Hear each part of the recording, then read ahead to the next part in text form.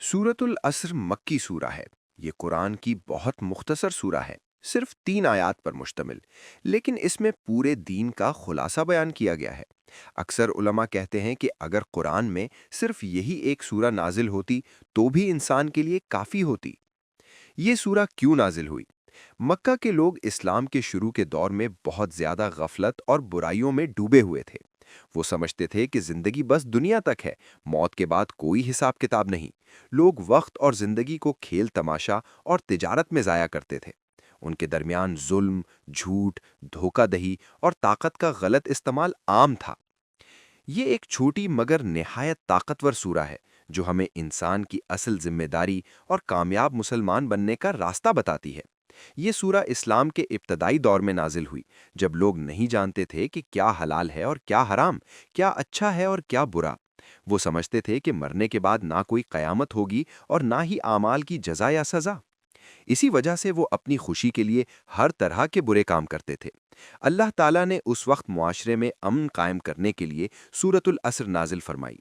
अगर कोई पूछे कि इस्लाम क्या है, तो इसका जवाब सूरतुल असर है। जब कुरान में कोई संजीदा या अहम मौजू का जिक्र होता है, तो अल्लाह ताला अक्सर किसी चीज़ की कसम खाकर बात का आगाज़ फरमाते हैं। सूरतुल असर का आगाज़ ज़माने की कसम से होता है। यहाँ ज़माने से मुराद हमारी ज़िंदगी का वक्त है। एक दिन हम पैदा हुए और एक दिन हमें मरना है। पैदाइश से मौत तक का वक्त अल्लाह का दिया हुआ एक कीमती तोहफा है जो तेज़ी से गुजर रहा है। बर्फ वाले लड़के की मिसाल। एक शहर में एक लड़का था जो गर्मी के दिनों में बर्फ बेचकर पैसा कमाना चाहता था।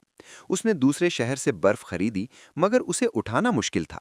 रास्ते में वो थक कर सो गया। जब उठा तो सारी बर्फ पिघल चुकी थी और उसका सारा सरमाया जाया हो गया। हमारी जिंदगी भी उस बर्फ की तरह है जो तेजी से पिघल रही है।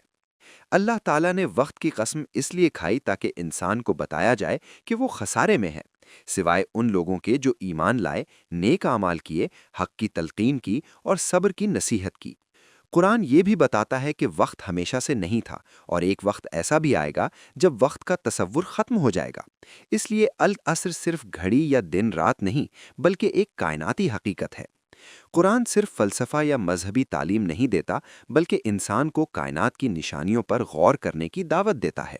अल्लाह ने आसमानों और उनके मराहिल यानी लेयर्स और डायमेंशंस का जिक्र किया है जो इंसान अभी तक पूरी तरह नहीं समझ सका। दूसरी आयत में अल्लाह ताला खबरदार करते हैं कि इंसान वाकई खसारे में है, दुनिया में भी और आखिरत में भी। तीसरी आयत में अल्लाह ने 4 काम बताए हैं जिन पर अमल करके हम इस खसारे से बच सकते हैं। ईमान लाना, यकीन रखना कि अल्लाह ने सब कुछ पैदा किया है। सूरज, चांद, पहाड़, दरिया, हवा, पानी, दरख्त, जानवर और इंसान। अल्लाह ही जिंदगी और मौत का मालिक है। ईमान के 6 अरकान हैं: अल्लाह, फरिश्ते, अंबिया, आसमानी किताबें, तकदीर और क़यामत का दिन। नेक अमाल करना, नमाज, ज़कात, रोज़ा, हज, गरीबों की मदद, वालिदैन, रिश्तेदारों और पड़ोसियों के साथ हुस्ने सुलूक। मुस्कुराना भी नेक काम है। हक की दावत देना, लोगों को बताना कि क्या हलाल है और क्या हराम। कुरान और सुन्नत की तालीम देना। हज़रत मूसा अलैहिस्सलाम के दौर की मिसाल, जहां कुछ लोगों ने सब्त के दिन मछली पकड़ी और कुछ ने रोका। अल्लाह ने उन्हें बचाया जो बुराई से रोकते थे। सब्र की तलकीन करना, जब मुश्किलात आएं और लोग सताएं तो सब्र करना, जैसे नबी करीम सल्लल्लाहु अलैहि वसल्लम और सहाबा को मुश्किलात का सामना करना पड़ा। सूरतुल असर मक्का में नाजिल हुई। ईमान के 6 अरकान हैं। क़यामत के दिन हर अमल का हिसाब होगा। नेक आमाल के बगैर ईमान मुकम्मल नहीं। मुश्किल वक्त में सब्र ज़रूरी है। दूसरों की मदद और नसीहत करनी चाहिए। वक्त बहुत कीमती है, दोबारा वापस नहीं आता। इसलिए अपनी ज़िंदगी को ज़्यादा से ज़्यादा नेक आमाल में लगाना चाहिए।